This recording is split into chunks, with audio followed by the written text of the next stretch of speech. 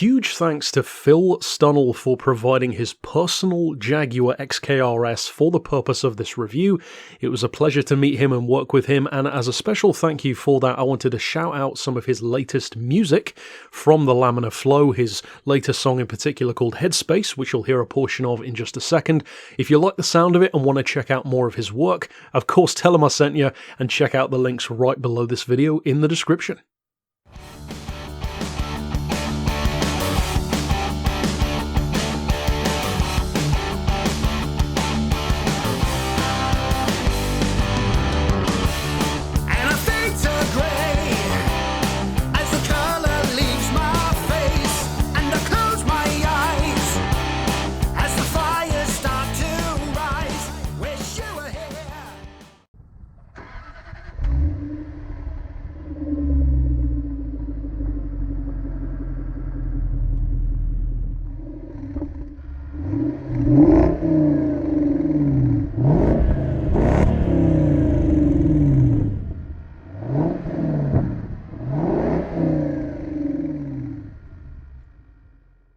From the modern classic that is the X100 torpedo-shaped Jags of the 90s to the aluminium-bodied X150 shape, which I myself owned, to the final form with 5-litre power plants, I've talked about the XK platform, well, simply put, more than any other car in Beards and Cars. Is that shameless pandering just because I like the platform and owned one myself?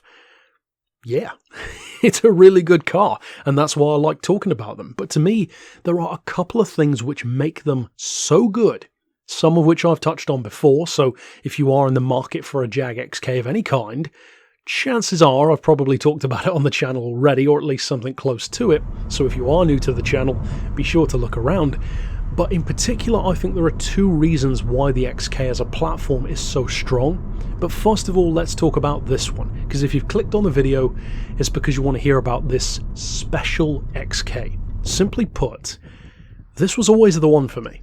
This has always been the unicorn that I've pursued. This, even before driving it, has always been my favourite version of any XK. If I could own any XK again, it would hands down be one of these.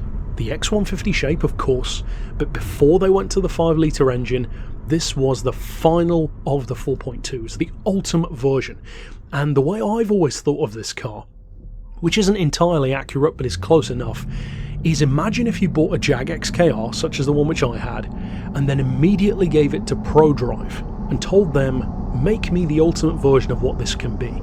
So they wouldn't give it any more power, they wouldn't strip it out like some Porsche GT3 RS style track day car, it would still retain the charm, the comfort for the most part, and the kind of on-the-road panache and elegance of a Jag, but it would turn up the smaller details to a level where you can feel the difference without it encroaching on the car still being enjoyable to just potter around in, to just cruise in, to show up to an event in and have just as much presence as something like a Bentley, a Mazda or an Aston.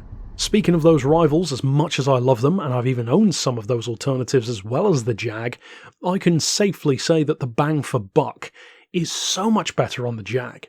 But the real reason why I believe the XK platform is so good is something which certain fans might initially reel back from. But go with me here for a second as I explain why. I believe the true brilliance of the XK is that it's a sledgehammer of a car. It is a modern day muscle car. There is nothing superfluous, there's nothing particularly complex about it. It's a throwback, an unabashed throwback to a 60s sports car. And somewhat ironically, it actually reminds me of what America does with stuff like the Corvette and the Viper. There's nothing, until recently at least, superfluous about those cars. They are focused, simple, old school, brute force sports cars.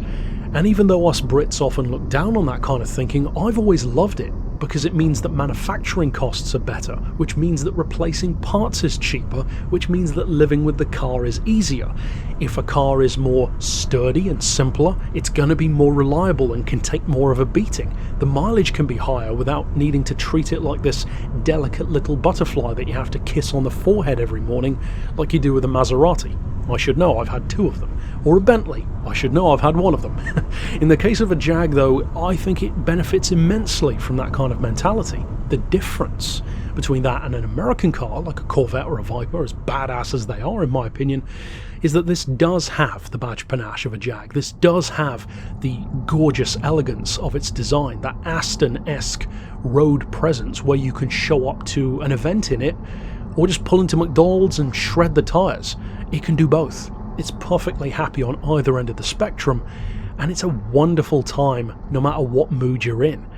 This one is interesting because it changes those parameters just a little bit, but that small change has a cascade effect on who I believe should even consider buying one. Now, the difference between the XK-RS and the one which I had, with the same engine, same power, same torque, for those who don't know, a supercharged 4.2 V8, 420 horsepower, 413 pound-feet of torque, so very nice numbers across the board, is that they made more of a change to the aero and the handling. So it has stiffer suspension. In particular, of course, dampers, springs, and the anti-roll as well is also stiffened up. It has more powerful brake calipers. It's lowered by 10mm, which all adds together to less unsprung weight, a lower centre of gravity, and interestingly, one of my favourite things about the car, if not my favourite thing, was always that additional skirt kit. The carbon chin splitter, the side skirts, the diffuser surrounding the exhausts, the larger ducktail, and those gorgeous unique wheels that this one has. But in particular, those aero differences combined with the lower ride height actually means that officially, at above 150 miles an hour, this car is 60% more stable than the XKR is. That is a colossal difference for such a seemingly needless difference in visuals. When it comes to a chin splitter, you could take it or leave it as far as personal preference, but those are the numbers and they cannot be argued with. That is a drastic difference from such a minor change. But at the same time, by making those differences and not making it some 600 horsepower bright orange winged aero sprouting from all over the place Mercedes Black Series kind of approach, which ironically is exactly what Jaguar did with the 5 litre with the XKRS and the XKRS GT, which are good in their own way but doesn't quite have the purity of this one. I think that they allowed the XKR's already almost perfect platform, I would say, to still shine through while pleasing those people who may have found it not quite sharp-edged enough. It doesn't, however, undercut that existing comfort and elegance and simplicity, which allows you to, as I mentioned earlier on, enjoy it in any circumstance. Now, one of the questions that you might be wondering about is, as someone who did live with the XKR for a while, same engine as this one, as I mentioned, does this one actually feel different in practice, or is it just one of those meaningless lap time comparison kind of things? Well, interestingly, yes, it does feel different. It feels different in a way, though, that might put some people off. It's definitely harsher. The suspension on this one is stiffer and harder, the dampers and springs in particular. You don't notice, or at least I would say, you don't notice the anti-roll differences, you don't notice the aero and downforce differences as much, unless you're really pushing it hard. And obviously you don't really want your license that much if you're pushing your car that hard on public roads, but those damper and spring differences in particular definitely come through. It is a harder ride.